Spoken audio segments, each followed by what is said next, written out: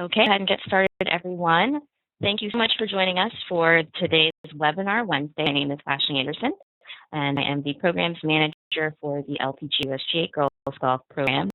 I'm excited that you all took the time to join us today. This is just one of many Webinar Wednesday sessions that we're going to be doing, and educational opportunities for you all. We are excited to have Brandi Jackson join us for today's webinar series. So you know, this webinar is being recorded, so if you happen to miss any information or want to go back to catch something that you may not have heard or have some other questions, we're going to be posting this webinar on the Girls Golf Resource Center, and also you're welcome to share that with any coaches that you have are also interested in that information as well.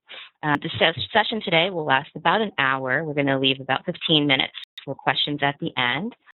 For those of you who are logged in on your computer, you'll notice there is a chat box in the bottom right-hand corner of your screen. That's where we're going to have you posting questions. So if you think of anything during the session that you're not clear about or you want explanation about, feel free to type your question down in that corner, and then we'll have those questions asked to Brandi toward the end.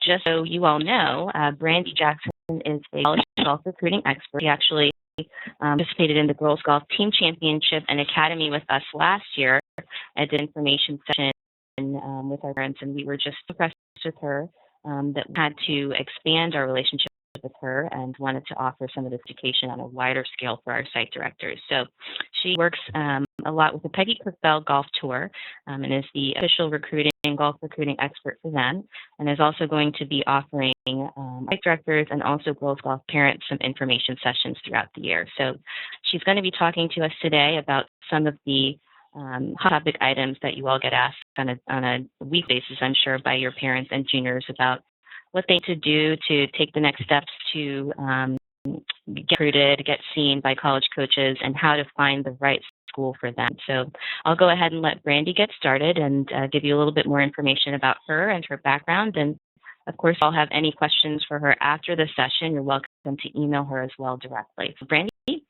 take it away. Thanks, Ashley. I am really excited about this opportunity to provide all this information to the site directors as well as the families. I'm hoping that you guys can all see my screen.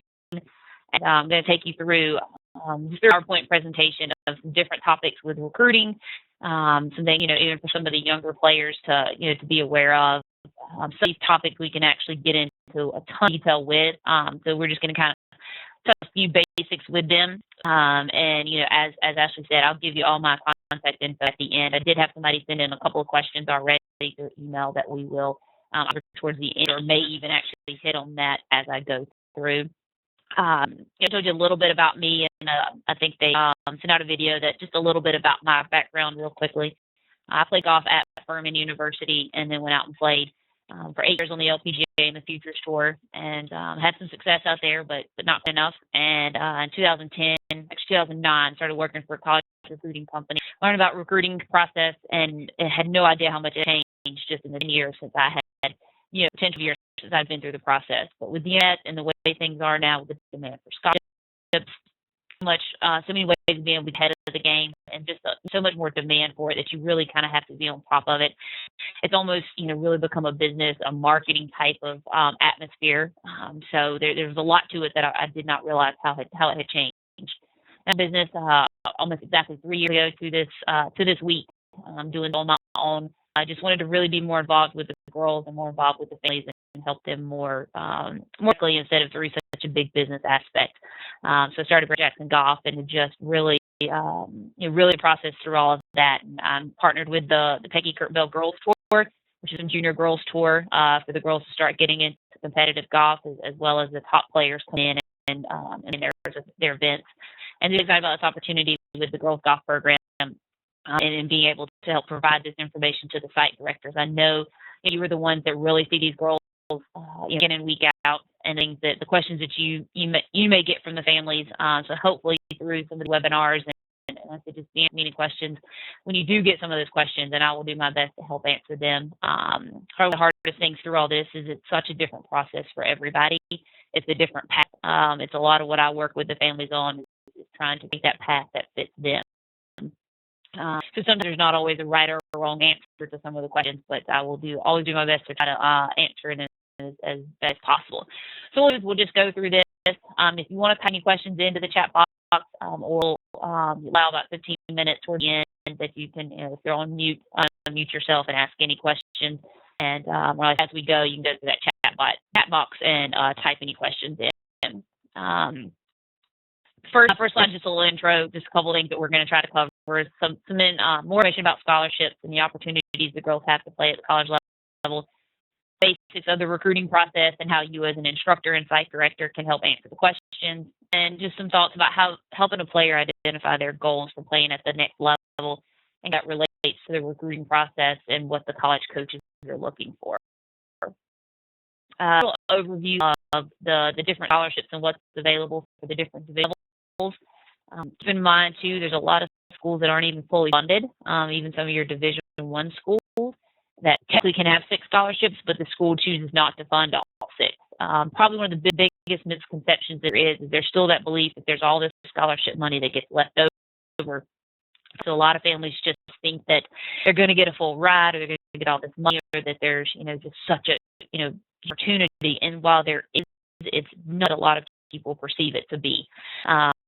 Maybe a lot of those scholarships that get left over are maybe not at very good academic schools, very small, maybe a Division II school that's an hour from station. And while it may be a good coach or something good, it ends up not being an ideal place for 6 girls that want to go play there and take advantage of that scholarship money. Probably one of the biggest misconceptions that I've seen, and then just a lot of families not realizing just good you have to be to get a full scholarship. And most of the time, when the families are contacting schools and looking at schools, they're always kind of looking just a little above where they are probably realistically, capable of playing. They want to try to just play a little above their, resume really fits them in. And when you go out, you're kind of in that boundary a little, that's where the scholarship money is just not going to be as much. So a lot to really have to take into account is what you do need from a scholarship side of things, and where you start to identify schools. Right down here on the bottom, this tells you a little bit about what percent, total percent of all the high school golfers that play. This is just kind of a rough estimate that less than 3% of all high school and junior girls go to play at the Division I level. And again, then that's not even taking into account how many actually receive full or partial scholarships. I've tried to really do some research to find some good data, but it's tough to find true data as far as all of that goes. It's a little bit of an idea. And just understanding, I said again, it's that misconception that it's really easy to get a scholarship for a female golfer is just not as, not they said a lot of people in their mind think that it is. Tells you a really good idea of play at each level. This is a rough estimate. There are always exceptions to everything. You can actually have a really strong top Division II program that has players better than some of your lower Division I program players. So there's some differences within each of these, and any of this content that's on here. If anybody would like some of this through document form, or we send this to you. Once we get off the webinar, shows you a little bit. Your top Division I, they're pretty consistently. Handicap is only just a rough estimate. I put it on there, but it really doesn't. Coaches don't really look at handicap very much. The tournament average, and then they're going to take into account, what tournament are you playing in. Shooting a 78 high school 18-hole match doesn't really mean much of anything to a college coach. If you shoot a 78 in a 6,100-yard tournament, that's going to be a pretty good score for a junior golfer. It's a lot about, what tournaments are you playing, what's the yardage, obviously what is that score that you're posting, and then what the conditions are. Just kind of shows you a little bit about the different tours and tournaments, and we'll get into a little bit of this at the end of the webinar, but just kind of get a little bit of an average of what players are doing at each level. Again, top within each division level really can compare to where the low end is of another level, and a lot of that comes to the player experience-wise wants from their college experience as to whether they'd rather go play for a low Division I program, and maybe not get some of the perks of winning tournaments tournaments and going to conference and maybe going to national championship, but you're saying that you're playing on a Division I team? Or would you rather, go to a top Division II program where you're getting to compete at tournaments and regionals and nationals and doing all those things? It's a lot of what I really have my players, trying to figure out what they want out of their college experience. A lot of the top programs at Division II or Division III, you're going to get our coaching, because those coaches, even though it's not Division I, those coaches still have a lot riding on them, and they put a lot into it. Sometimes when you get the lower programs in each level, sometimes the coaching isn't always as great. Just depends on the scenario, but I've seen that happen quite a bit. So some people want and don't realize that maybe it's not as much been experience-wise for what they would have out of the top Division III program. One thing to keep in mind, too, kind of tracking back just a little bit, is with the scholarships, Division III does only have academic scholarships.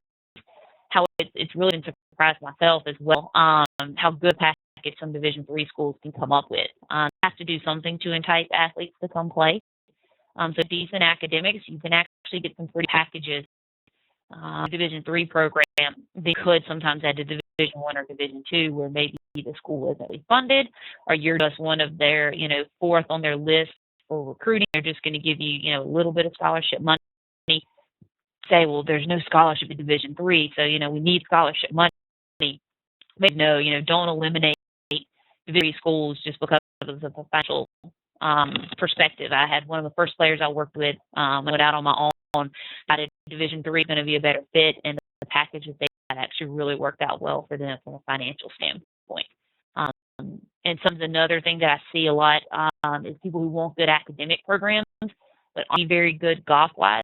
They don't realize how good some of these top academic schools are from a golf perspective. And so then they realize, their options are really limited. Because when you get Division II, you're not always going to get the best on the academic side of things. Division III sometimes tends to have a little better private schools and can sometimes become costly.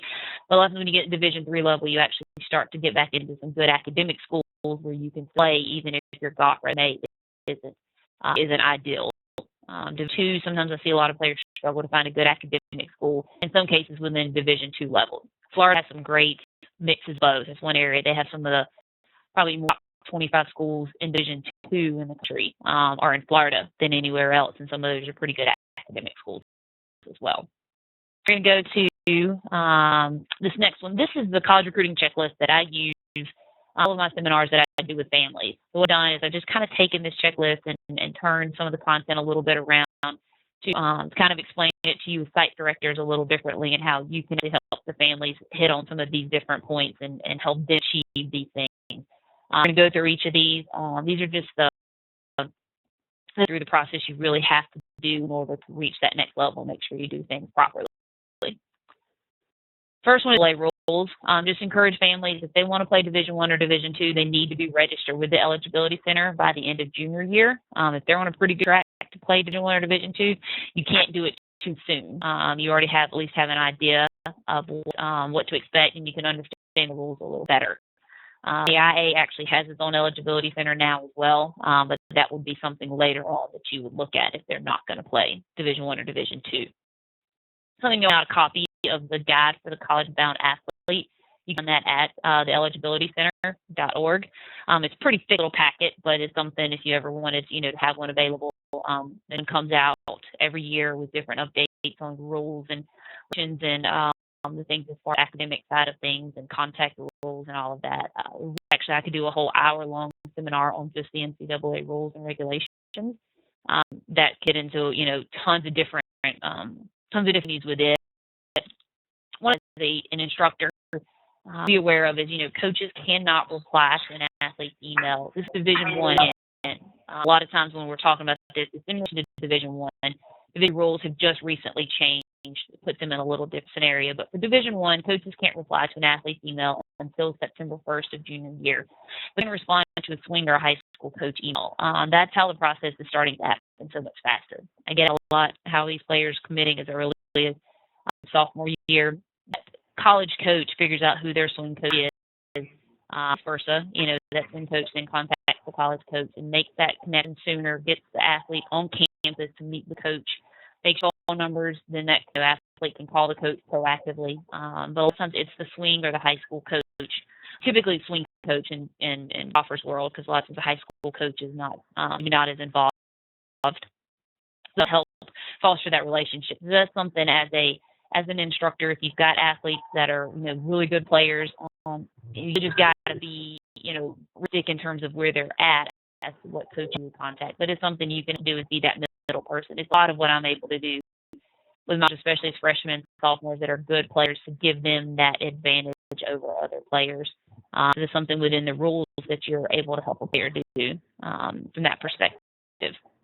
Goals, I'm big on goal setting. I'm big through my own career. One of the things I learned was, and I'm a huge believer in the Vision 54 philosophy of where they really push a lot of process goals and not outcome goals. Is when they actually do some goal setting exercises. A lot of my players who come in and I have a lot of colored paper and all kinds of stuff, and have them write out like 3 process goals that they want to work both for golf and recruiting. So we set a lot of recruiting goals. So we set goals that we're going to try to do 3 visits over the next 3 months. They have to send out 50 intro emails, 5 phone calls to coaches over a 3-month time period to try to make sure from a recruiting standpoint that we're proactive and we're getting things done.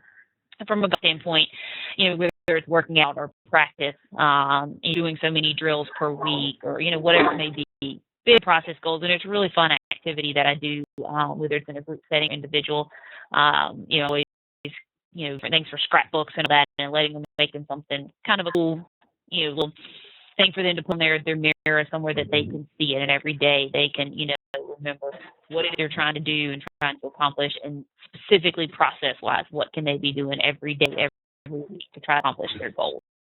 From the collegiate side of things, it's a lot of what the coaches, they sit down at the end of the year and, well, what do you think of this year? All right, what's our goals for next year? All right, let's develop a game plan to then reach those goals for the next year. This is a huge, huge thing that I get from the college coaches. Probably the thing I have learned more within my own coaching. I don't teach anything to do with the golf swing, but one of the biggest things I work with players on is how to practice. When you get to the top level, you've got a good proactive coach, is you learn how to practice with a purpose. There's having 6 or 7 other players on the team that are, very similar in skill level to you to practice with, and you have a coach every day to set things up. But if the players can start to do this and track their progress and track what they're doing, real oriented drills.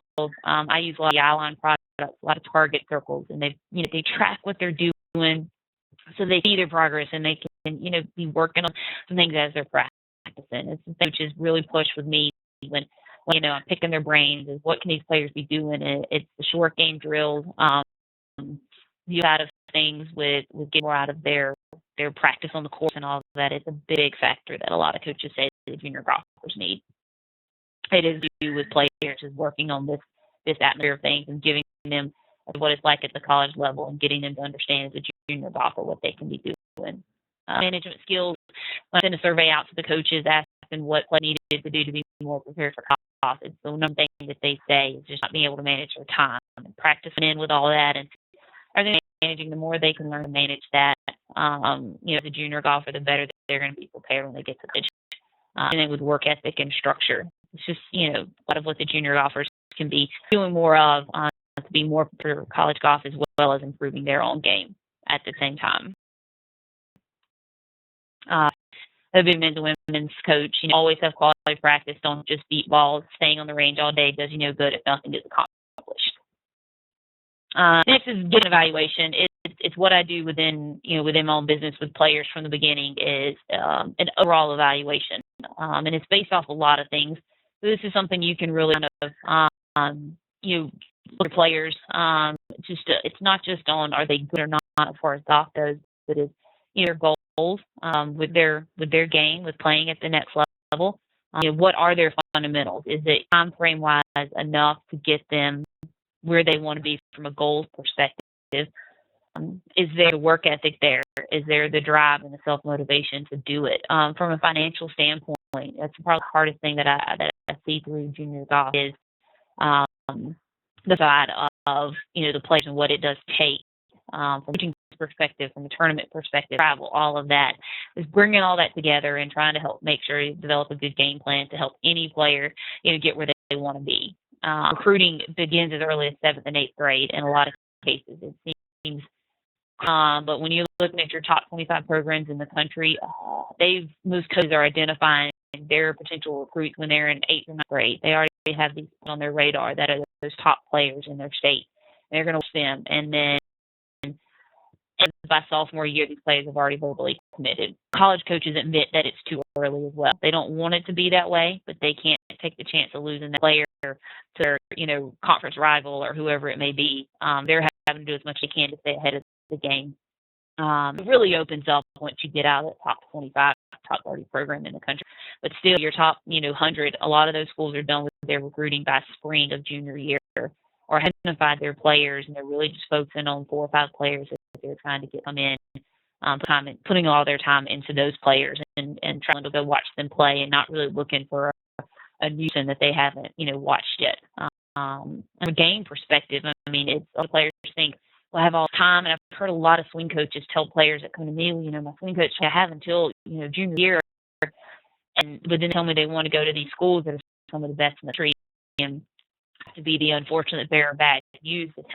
It's just that, I would love if you could turn your game around in 6 months and make it happen. And if you came to tell me that you did, then I would do that, and told me that I was wrong would be great. But from a standpoint, you've really got to be, if you want to play top program, you've got to be on a certain track, even in 7th and 8th grade, putting up scores. There's 8th graders out there shooting consistently 80, and that's where those top 25 programs are going to look. Again, that small number, when you're looking at it as a whole, there's a whole other world out there of players that are going to get there by sophomore year, junior year.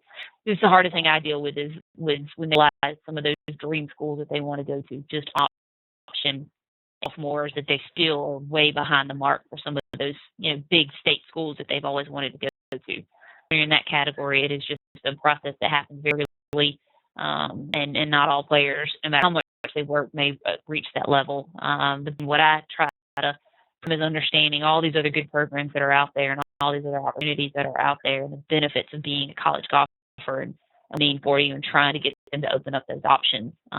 They can just understand that at an earlier age what they're doing, because I could just get these sophomores and juniors that just wish they would have known, and they say they would have done things differently if known.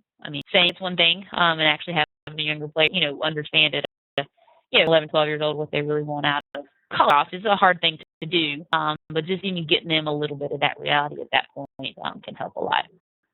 And that was this last thing says, develop a more narrow plan of action to make the most of your time and your resources. I have a lot of families that spend a lot of time playing these tournaments that they realized weren't even getting them where they needed to be from a recruit standpoint, or they realized, high school, they thought high school was going to do so much for them. High school broke off, and then realized there was all these other tours and tournaments, and they just had no idea. And then from a financial standpoint, that's a huge burden. It was a burden on my family. I didn't come from a lot of money, and we struggled through all of it. Part of junior golf that I see is the access to the girls that want to play from a financial standpoint. It's not as easy to do. Resume. These next couple slides are actually another webinar that I plan to get into more detail with for those that want to really help their players do some things like this. One of the first things I do with players is we build a good resume if they don't already have one. I build online. I use free websites online and build it that way. It needs to be really simple, include academics, tournament resume, upcoming schedule in there, awards, activities, reference. The big thing is getting references to coaches, especially if it's not junior year yet, so that they can contact your references, school, and then your own contact info. I have it available online just so that a player can just send links straight to the coach, go through that site, and it's very clean and done in a good format. I was going to have a link on here, but again, this is something I'd like to get into a little more detail, and a webinar that really helps kind of break down this. If anybody wants to see one or wants to have a better idea, I'm more than happy to show that to you. There was a coach, her site was accessible. And I talk to coaches that blows my some of the things that they tell me that they get. So an intro email or a player that contacts them and just says, hey, I'd love to come to your school, and then nothing to give them a resume, nothing about who they are. It's really just amazing some of the things that coaches tell me that get. The way they get resumes, and they'll, when I worked for the college recruiting company, it's why I left the company was I'd get resumes in from players, and I was supposed to, quote, evaluate a player who had tournament scores, told me their scoring average was a 74, had a +1 handicap, and like I said, gave me 2 tournament scores, and I was supposed to evaluate them based off of that. So I've been through that process with about 700 families. I do understand what coaches see in the on education, but just not understanding what all you need in a resume, and then making it very clean and what a coach needs. I've created a swing video. I know this is something, again, I off of this, and you guys not be able to see it, but I can. I'm more than happy to show you. The next page will walk you through how I do the swing video. Good quality, it's accessible to coaches. I do it, then I'll upload it to YouTube. That way it's actually on the resume, and then we can send that link straight to coaches. It's available for them online, not you upload it, you don't have to do anything. I try to keep it between 2 or 3 minutes, and doing a variety of shots and angles, and I let the players do a short intro of themselves at the beginning. Like that's just what I'm going to try to minimize and see if I can let you guys watch a YouTube video to show you the first few seconds of how I do them. Really can help your players. It takes some time, the editing part. It takes a little bit of time because I edit it down, I trim it down, I use my iPad to do it all. So there's just the extent of what you want to do with it. But this is definitely something that you can help your families with. It's what I do through a lot of the players out on the PV.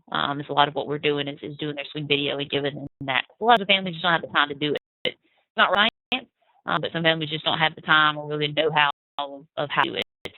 Here's a breakdown again. I will send this to anybody that wants some more info in any of this and right. I will send it to you. This is the breakdown when I do the videos. You don't have to include all of this, but this, once I get down, it gets into that 2.5 mark usually, 2.5 minute mark. And like I said, just kind of that I've gotten from coaches on what they like to see. Let me see if I can bring up. Not going to let me go to it. Maybe at the very end, I will go back in and let you guys see a video that I have on my desk of layer. Again, more than happy to send it to anybody that would like it if you just shoot me an email. But this tells you, again, the breakdown of how I do the videos. It's just trying to make sure there's not a lot of background noise. It's pretty clean and concise, and it's just not a lot of wasteful time in there with it. Players contact 75 or more realistic schools. By contact, this is sending your intro email out. I have them create a standard intro email that includes a link to their resume. They can talk a little bit about why they like the school, about themselves, and then they send the coach to their resume that has all that info. Part of what I do with them is helping them identify realistic schools that fit, so that they're not wasting their time. Then we kind of start to narrow it down to the schools that we really put more focus on a constant communication with coaches, as well as trying to set some visits up. But the more schools you can at least try to get your name out to, the more marketable you become. The more schools that are recruiting you, it helps you provide leverage when you're trying to negotiate scholarships. And this is something you can really help encourage the families to do, or maybe even be able to help them do this. Understanding the division levels and where the player is a big that. But this is definitely something to encourage the players to do. So they only identify 15 or 20, less than 20% return rate on how many schools you contact that you get any sort of reply at all. And about half of those a lot of times are thanks, but we're not interested, or thanks, but we're already done, or keep practicing, you're not there yet. And a lot of times it's probably less than 5% of the schools that most players contact that they get a response that's enough to build some communication with that coach. And a lot of times that's because a lot of families and players don't contact schools that are realistic. That's where I'm able to help them get more realistic and get a lot more feedback and a lot better response. Kids don't do enough research on more than 1 or 2 schools, and they end up unhappy.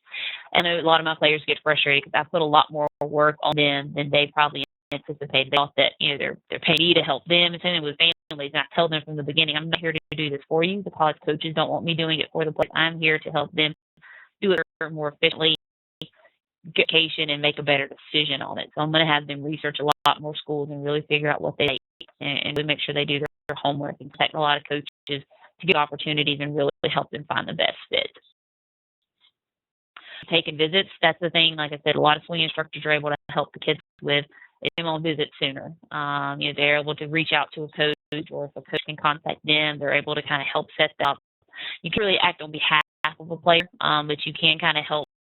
Big actually do with my players is I help see coaches available for the visit, and I actually have the players directly then contact the coach, not calling them. They may be able to reach them, and then sometimes I help kind of finish off those final details, but I'm big on the player initiating the conversation as soon as possible.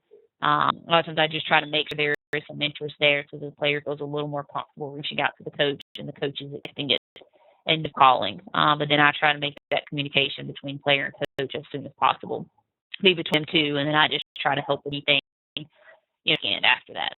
The sooner a player gets more comfortable communicating with coaches, the easier the process is going to be.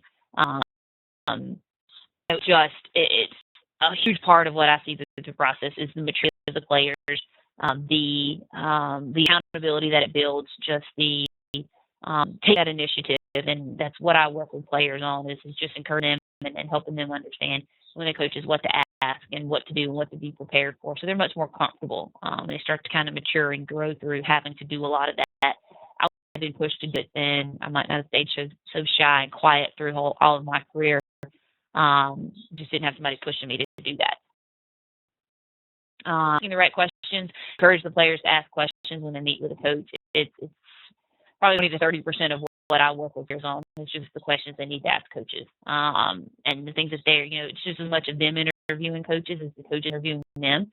And the more questions they ask, it just all around it helps everybody get a better idea of what that player wants in the school, what that coach is all about. Is it going to be the right fit? Is a quote that you all can read that making sure the school fits goals. And that's the more questions you ask, the more you can learn that. That I've got, a huge list of questions based off of what topic and where they're in the process that I have players asking coaches on phone calls as well as visits. In the right fit.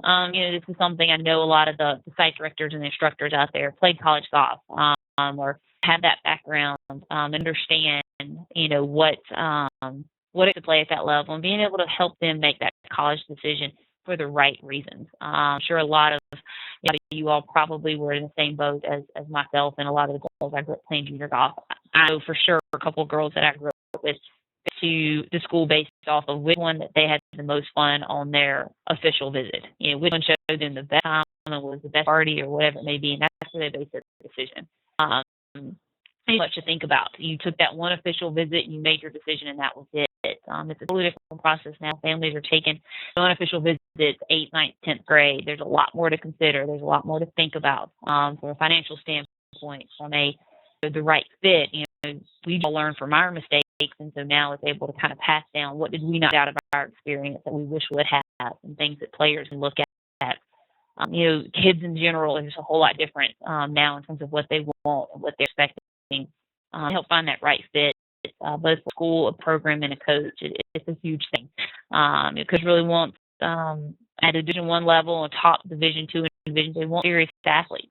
A lot of times they get players who come in on the visit that yes, I want to do this, I want to work hard, and the biggest disappointment is when that player's there in 6 months and that's not really what they want. And I can't always say that. I tell my players, you may change your mind in a year of what you want out of your experience. With a player in the country, number one junior golfer in the country, come in with me. I came into Furman, and she got to Furman and just really struggled. And her whole goal in life was to go out and play on tour. And by her sophomore year, it had just completely changed, what out of her college experience and everything. So you can't predict all of that, but you can do the best to try to find that out before you go and make the best educated decision based off of where you're at. The great quote by a good friend of mine that's a Division I women's coach, that all too often kids don't realize, really see their college decision as a commitment that they need to uphold on their end. They see it as if they can just leave, they're not happy.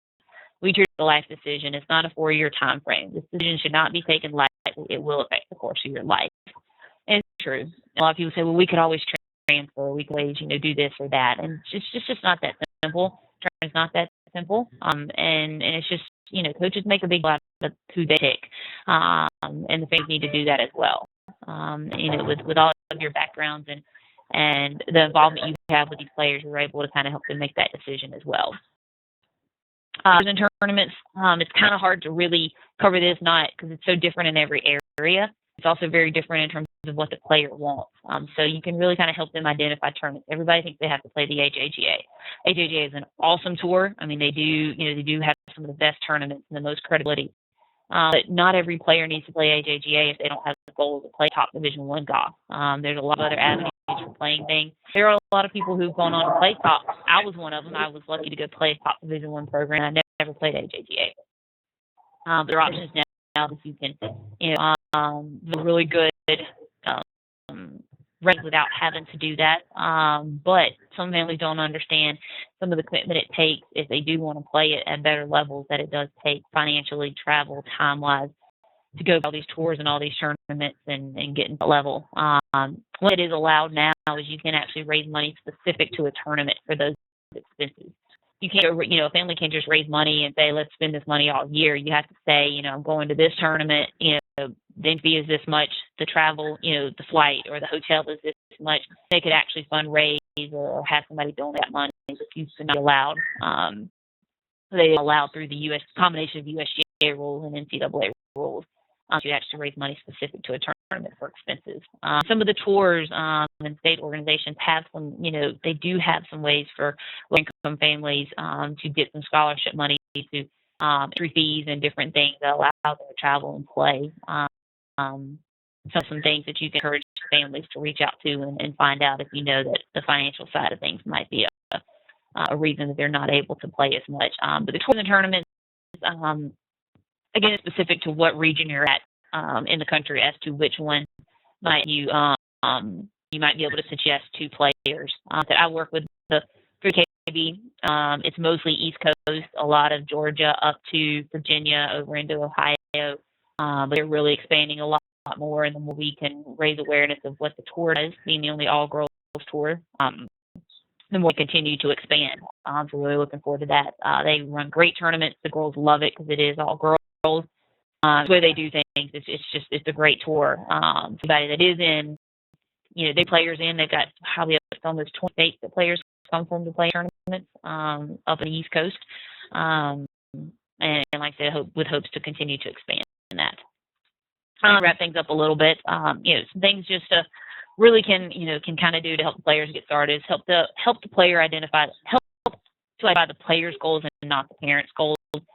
You all see this a lot. It's the parents that want it more than players. And I'm not a parent myself, but I do understand the parents knowing that the players need that push and may not quite know why the parents are doing that. But it's finding that thin line between the parent wants or is it what the player really does want, and just trying to when I do evaluations, I don't let the parents come out on the golf course. It's not me and the player to spend. For me to talk to that player and find out.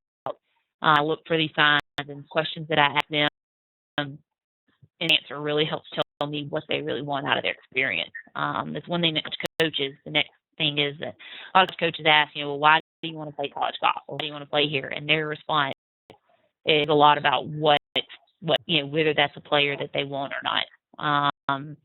It just depends on what category they put their answer in as to just how serious they are about playing college golf, or they go and wanted to play for a reason. And it's not that there's a right or wrong answer. It's just make for a different plan. You want to get experience and to just, play on a team and to have the fun with it and do all that. You can go to Division III school or a low-level program. But if you want to compete and to go to get better and to go to be on a winning team, different things, that's where that puts you into maybe a more top program category.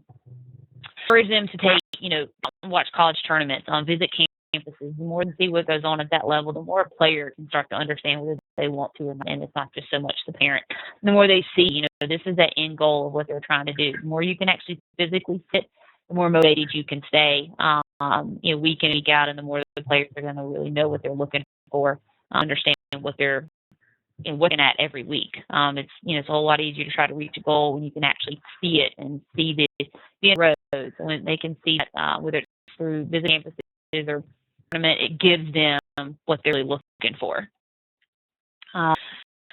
This page, this is my contact info. I said, anybody feel free to contact me. I've got one or two other, like I said, I had some questions emailed to me that I'm going to cover real quick. I'm going to leave this screen up as I do that. One of the things I was asked about, how Title IX affects girls applying for school, and especially the bigger schools. No people understand Title IX, and it's some of the things that I talk to the coaches about.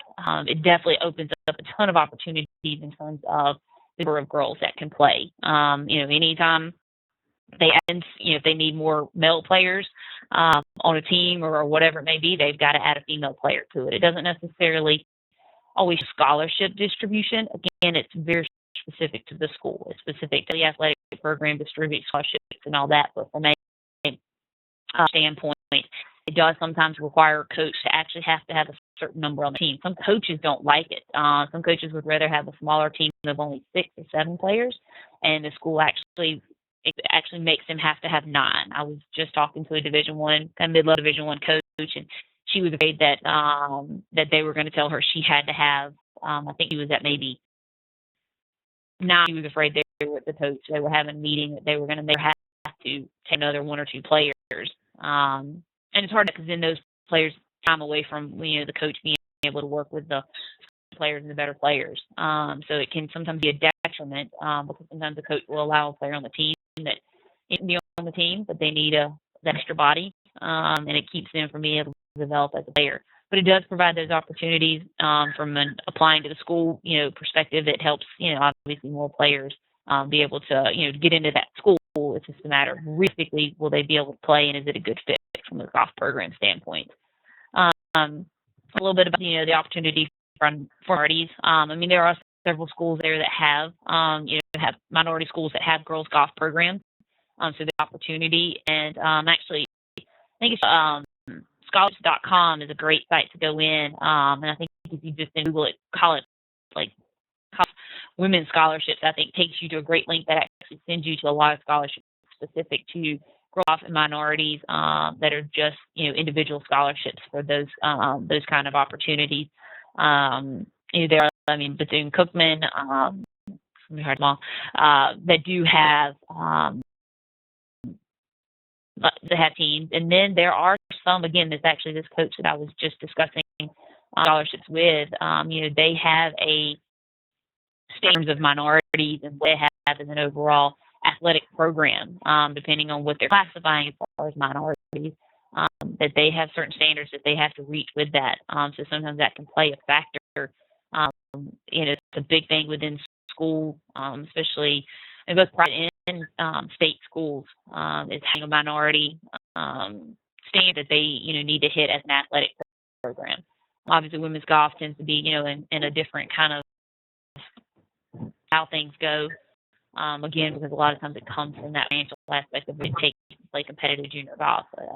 One thing that was more access to it. The introduction of the game is great between the girls golf program and the first tee and all those. It's just sometimes getting to that next step of competitive golf takes a different night there. And I hope that it continues to come some different avenues to provide that opportunity to all from all backgrounds to be actually play competitive junior golf and have that opportunity. So kind of my recruiting process and how you as site directors and swing instructors can help those families that you see, that you come across. If we have any questions, you want to type in the chat box, or if you want to, if you're on mute and want to mute yourself, you feel like we've got a little bit of time left. Try to cut it off right 5 minutes. If there's anything you want to ask, there's my contact number is on the screen. Don't hesitate to contact me. I do about specific players. Sometimes it helps to answer questions specific to a player because they can really very broad answers if it's not specific to where that player is. I'm happy to send you any of the content and the info that we went over, a few links to the video so you can kind of see how I do things with that. I can try to get off of, now that we're done with this, I can bring up, let you guys all see. Let's start. This is one of my videos that I did. I'll play it. I don't know if the volume's up, but I'll play a seconds of it so that you can watch it and then feedback any questions.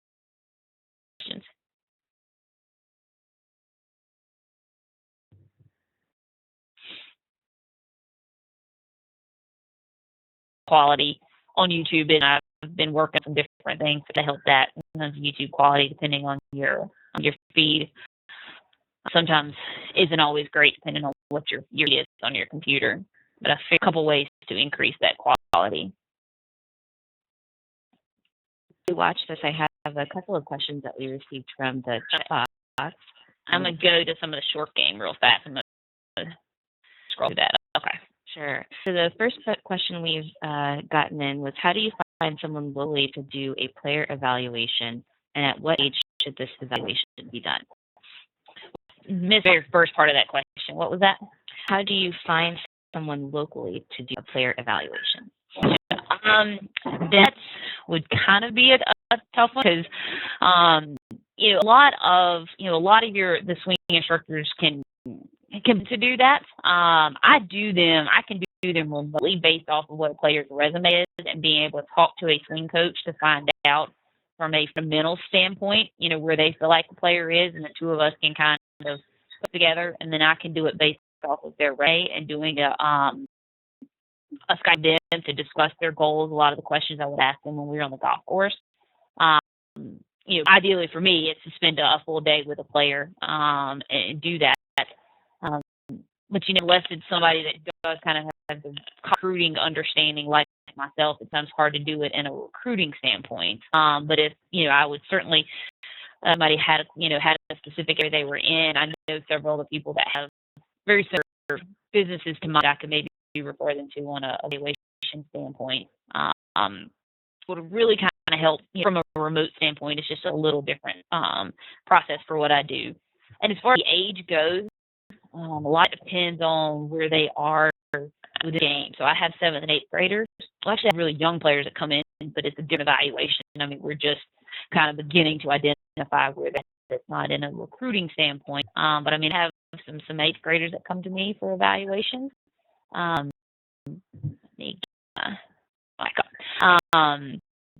That for evaluations, just understand where they're at in the process and what they need to be doing as a 7th or 8th grader. Typically, they're going to be more freshman to junior year is when I see the majority of them, especially sophomores. I have a lot of sophomores because they're at that transition point. I encourage them to come as soon as they can. I get some that say, well, we're really in 7th grade, but we'll go give it a couple years. So I'm like, no, if you bring me, I can help at that age understanding what it takes and where they're at realistically. Then, but they're not these sophomores and juniors that come to me that then get that wake-up call that I need to be doing all this these last 2 or 3 years, and these are my goals, and now I'm so far behind. But 7th, 8th grade, if they're still 90s and up at that stage, if recruiting standpoint, there's not a lot they can be doing, but understanding the work ethic, the tournaments they need to play in, the time commitment, the practice of things. That's what those 7th and 8th graders really have to understand if they want to get to levels that they dreams of playing at. Since we're sort of on the topic of videos and site sessions, we have one question. What app do you use for your ad for creating those videos that you send out to coaches? I use Perfect Video is what I use. So it's a free app. I shoot all the clips and upload them all into that video, and then it's almost basically like creating a slideshow. So you just put the clips. It lets you trim it down.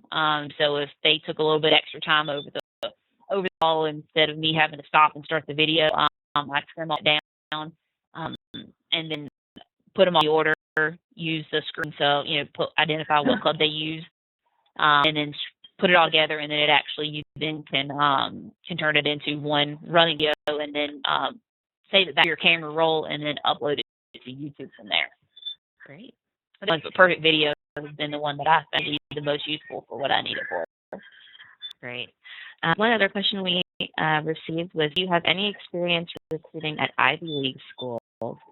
Really high grades, what are they looking for? And like they definitely have a different approach. They don't offer athletic scholarships, so to speak? Yeah, I had a few players looking at Ivy League schools. I haven't had any Ivy Leagues. I have one going for Naval Academy and high-level academic schools. Different process. It's different, but it's a great using the fact that, you've got pretty good grades. Obviously, if you're going to be looking at Ivy League schools and you're a good golfer, can get you into those schools much more than somebody, just trying to do it on their own. So it's a big, big benefit to that. They're really looking at, can handle the range of academics along with golf. It's a friend of mine is our former tour bus played with is a coach at one of the Ivy League schools. Scholarship money, that's what the coaches struggle with, because to get a player that can financially come in that's good enough, a lot of times it's a very opportunity for players. Really, really good academics, guys may not be as great because they can't offer athletic-specific money. They're not going to be able to recruit top of the golf in golf terms, as top of their class as they could, if they could offer athletic money. And some of their recruiting rules and how they go about allowing players in based off things will really just vary depending from school to school. That you could definitely have a lesser academic standards than most of your regular students going into those Ivy Leagues, and by being a golfer, they can kind of shuffle you up to the top of the list to help make sure you can get in from the golf team perspective. Two more questions from the chat box, which are sort of related. The first is, what is the dollar limit a player can raise for a specific tournament under the new rule? And second is, are there any other tours or tournaments that you recommend junior playing in? I haven't heard that there's a dollar limit. I can check into that. I didn't see if there was a maximum. Just whatever I think it's, I forget what the word is, kind of standard. So you can't necessarily go in there and say you're going to stay in, a 5-star hotel that's going to cost $300. And not necessarily. I think there's some bookkeeping that needs to be done behind all of that. It's something that's just come into place that I've just started to become a little more familiar with.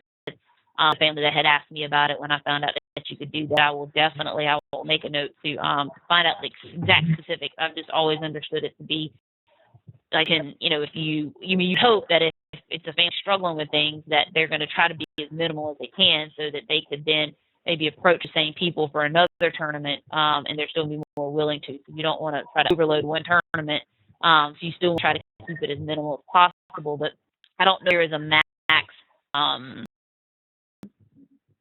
If there is a maximum number to it, I'll find out. Basically, just whatever your expense would be for travel, for free fee. The USGA had changed their rules to what the NCAA allows for you to actually be. Because it's really fair that a lot of, when you play team sport, that team sport can actually then go out and have a sponsor of the team and able to use that money to help travel, and then the family don't have to cover as much as the cost. So it was really, I think a lot of it came about the fact that it wasn't really fair that for you can have a sponsor and raise money, but the USGA rules were were gating what the NCAA allowed, and that finally was done. That started to allow that, but again, it's only because of USGA rules and amateur status and stuff. It's only necessary expenses for travel and the fee for a while that you could actually raise to the max of that, whatever it would be for the tournament. And the other question about tours in the tournament, there is, I can actually, I could throw out for the participants. I have a list of all of them based off of the regions. The Golf Week Tour is a great one for the Midwest area. They actually used to have a Southwest kind of tour, but the one seeing have not been a little bit limited, but they've really blown up. The Golf Week Tours are kind of blown up Midwest area. I got the Peggy Kirk Bell, the East Coast. The Southeastern Junior Tour is big for Southeast. It really stays kind of, South Carolina's about the max it gets to, and then stays Alabama, Georgia, Mississippi, kind of down in that area. The Hurricane Junior Tour is another good Southeast one. Texas has their Texas Junior Tour. there's a Northwest tour, and a lot of it just kind of depends on what area you're in. There's a couple other bigger national. Well, you've got the AJGA, you have the IJGT, the CWT. You may not understand all the initials. The FCWT and AJGA, FCWT are three of the kind of national tours that go all over the area. Some of those entry fee can start to get kind of expensive. Don't always necessarily have a stronger fit than what some of these regional tours, Hurricane Tour, the Southeast, the PKB. Sometimes they actually bring in stronger fields than what these nat tours that charge a lot more because they're a national tour might do. The state organizations, one thing that I really encourage a lot of middle players is doing some of the qualifiers for. There's missed. There is the junior. I'm sorry, I'm reading questions. I'm saying that there's the Optimist, the Big I, obviously the U.S. Junior Girls, the Callaway Junior Worlds. There's a lot of these big national tournaments that have local qualifiers that can give you an opportunity to get into a national tournament. The qualifiers always usually have good builds as well.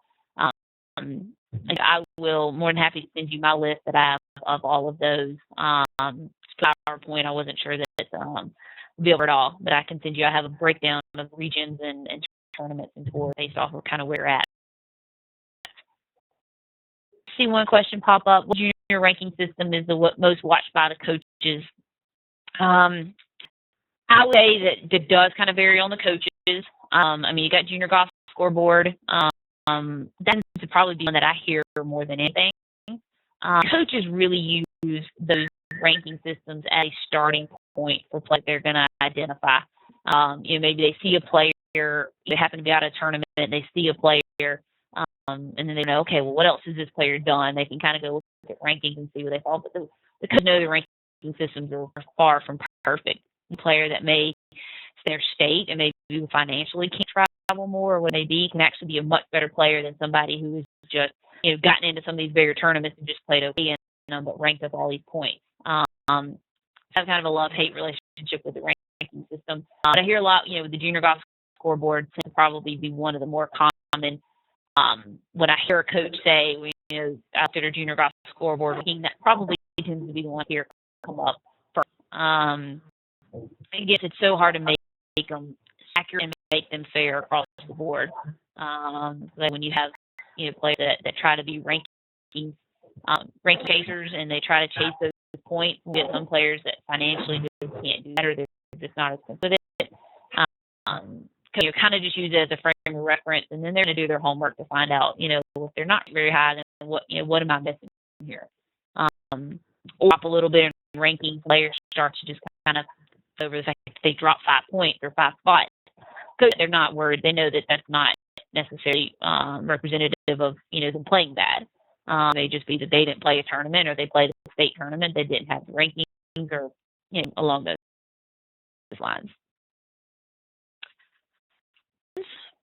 If you have, Ashley? We've got another chat box. If anybody else has an additional question, feel free to type it, or you can unmute your mic and ask it now.